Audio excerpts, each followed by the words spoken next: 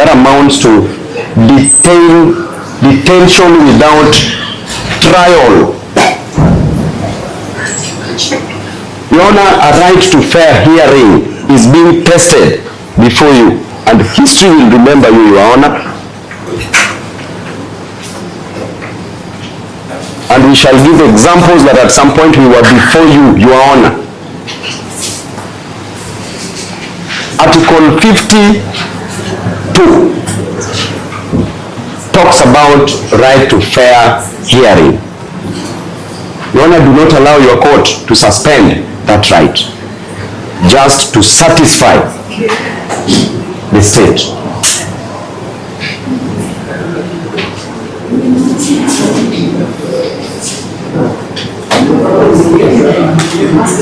Your Honor, today we are not here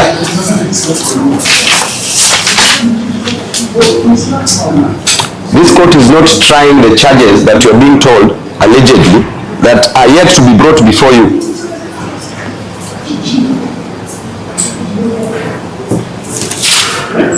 These allegations, if they are there, will await trial, Your Honor. Today this court is testing something else, Your Honor, something else and very important. And that is the Constitution itself. The Constitution itself, Your Honor.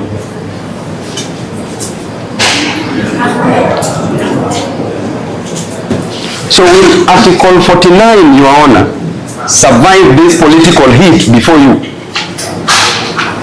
Or will it become a fair weather promise?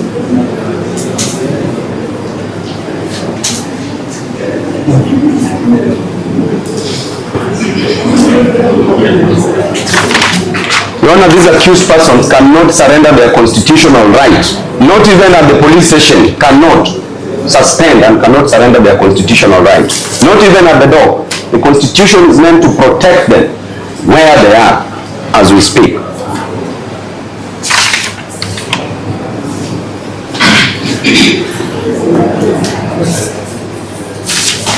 Your Honor, history will remember judicial officers who defend the Constitution,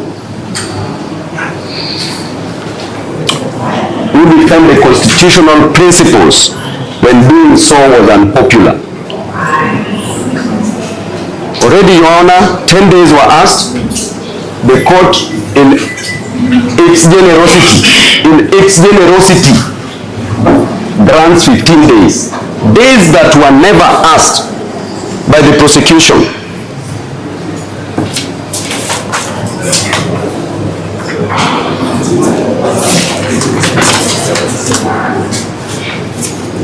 And the Constitution of Kenya deliberately places liberty before conviction. Liberty before conviction. Because it presumes innocence before punishment. Today we are punishing 8 innocent Kenyans.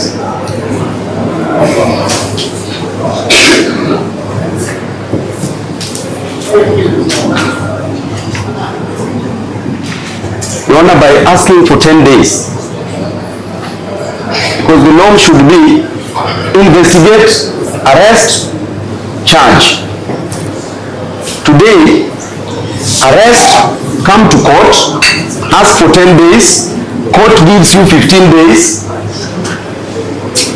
then come back to court and say that our charge sheet is not ready. Your Honor, what type of a country are we living in?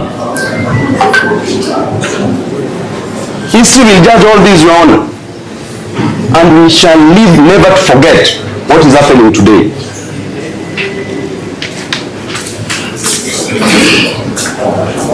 Your Honor, therefore, it is my prayer that you close this file. You close this file. We had a matter, as the senior counsel has mentioned, of treason, an alleged treason. The magistrate, in his own wisdom, closed that file and told, close the file, ashamed the levels, and told the DCI never to joke with justice, Your Honor. We are only cool before you, Your Honor. Therefore, kindly release these innocent Kenyans.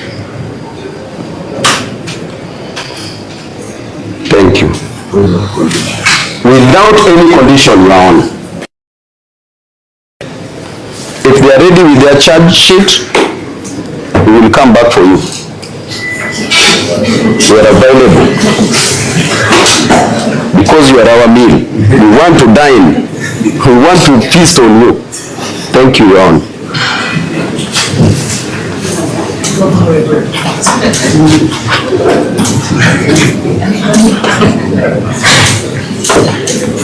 My lady, I think my colleagues have said enough on the matter, but just to add, we should not allow the judiciary to be used as a tool of repression and frustration for normal Kenyans into the criminal justice system. Because this is a trait we have seen from 2024, where a lot of our young innocent Kenyans were bouncing between courts to courts to ensure that they are frustrated, they do not exercise their constitutional rights. Just looking at this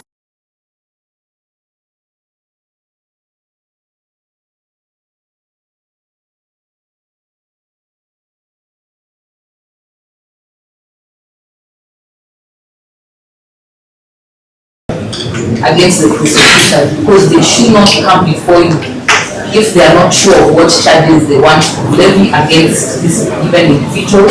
It was indicated they were supposed to go through a raid, they were supposed to go through DNA analysis, but now all of them has been cancelled. They're saying they should not issue different charges because they have seen they have already wasted the court's time and held them for over 15 days. Now they want a new gift that they want to give. My lady, we should never allow the criminal justice system to be used as a knife against the very Kenyans that this constitution was aimed to protect. The justice system and the courts have always been known to be the halls that defend the weak, defend the innocent, defend the poor. My colleague has said that we truly are equal before the law, but the law can also be used as a tool of repression and great injustice. And therefore we urge that these innocent individuals should be released immediately and they should be allowed to enjoy their right to liberty. Our courts should always uphold the very basis of our constitution under Article 50, that you're innocent until proven guilty. Let them prove their case.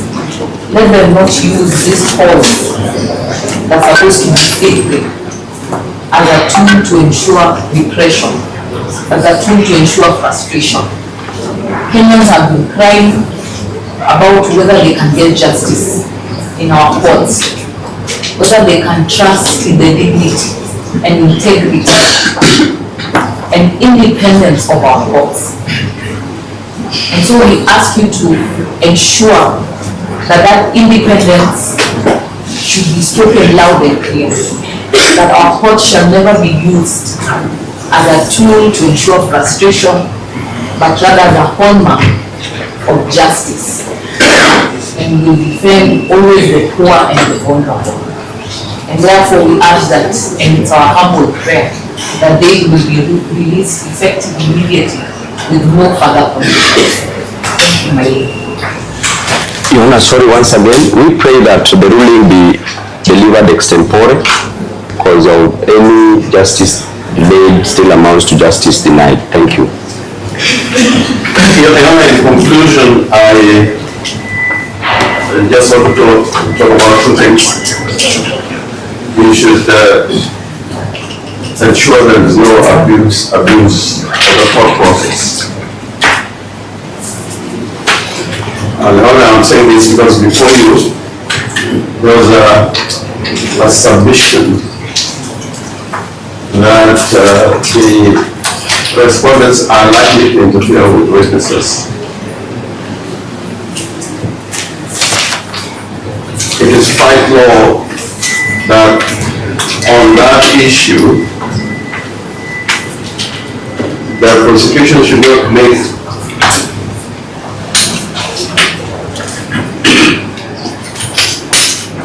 any submissions which is not supported by evidence. Material evidence to demonstrate that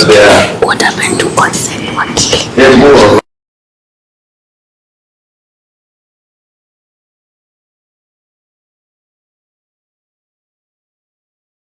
that the respondents are likely to there are flight risks. Normally a judicial court cannot make a judgment on that question without material evidence.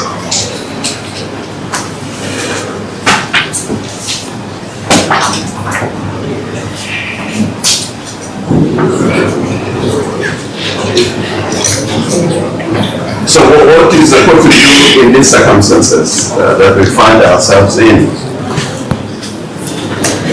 I think one, as has been prayed by the prosecution, is to close the file.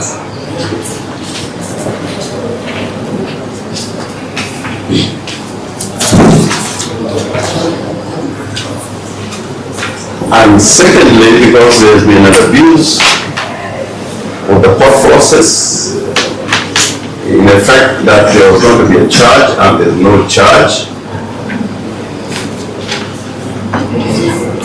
And the prosecutor has clearly indicated that the respondents should be held until a charge is filed before the court. A charge which has not been approved. We pray that you make an order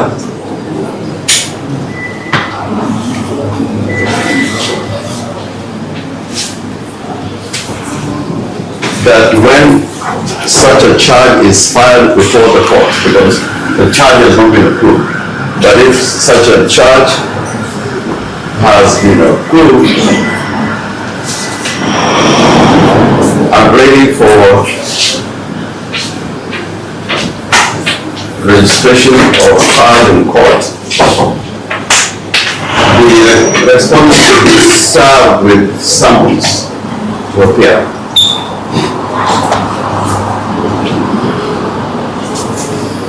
Either through counsel or through the respondents themselves or both.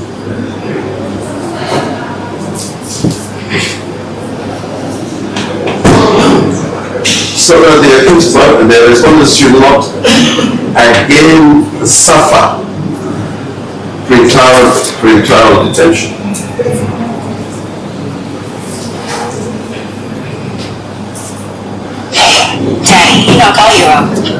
Which have already suffered 15 days of pre-trial detention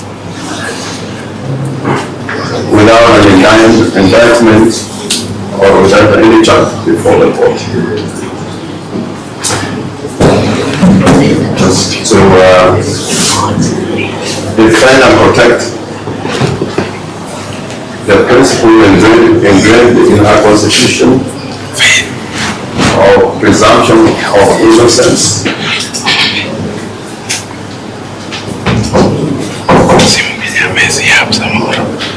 It should be fighted with the court that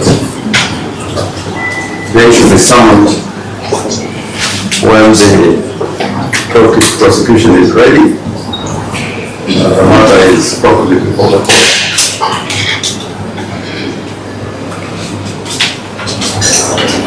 So that we don't have some fictional release is playing around with justice. That they walk out of this courtroom and on the steps of the court or within the court presence, they are again arrested. I think that will be playing around with the justice system. We pray.